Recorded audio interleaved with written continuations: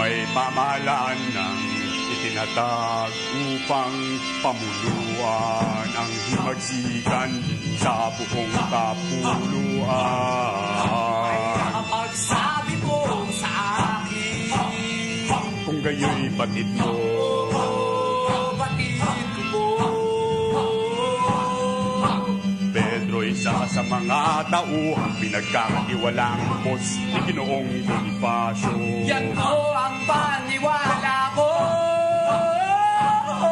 Kung gayo'y masasabi mo sa amin, batid ni Ginoong Bonifacio na may pamahalaang itinatag at may kapangyarihan sa mga usaping pambayan.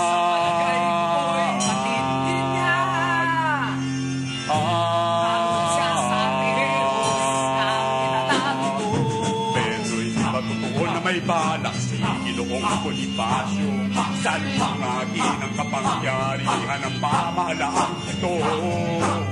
Hindi mo niya itong kinikilala. Maari nga po.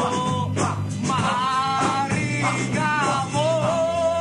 Hindi lamang maari yan ang totoo. At hindi rin ba totoo na nagbalak si Ginoong Bonifacio na magtatag ng sarili niya at piligan na pamahalaan sa Batangas? Bakit nga pong lilipat siya sa atin? Bakit? Sapagkat klaro ay magtatatag siya na sedisyonista ang Kilusan. Hindi ba? Maray nga po! At hindi ba totoo na may pagkutsyang baka na patayin ang Batangas ang ating Pangulo?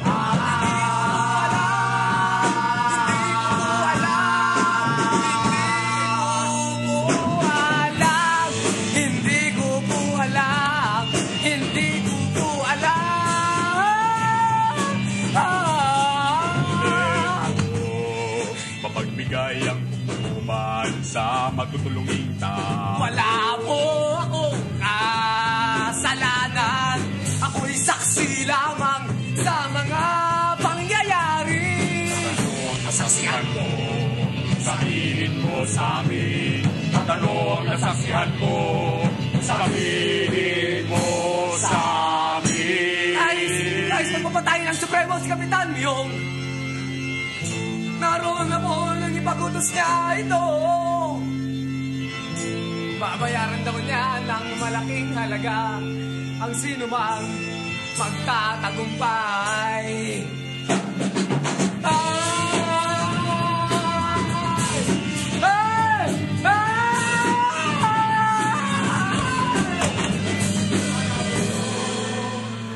Minamalig noong panahon, ang panahon.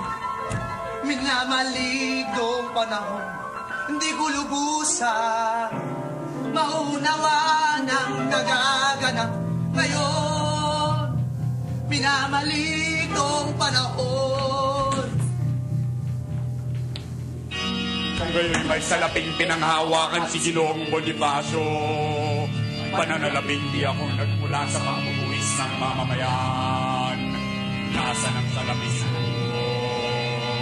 Alam mo ba, Pedro?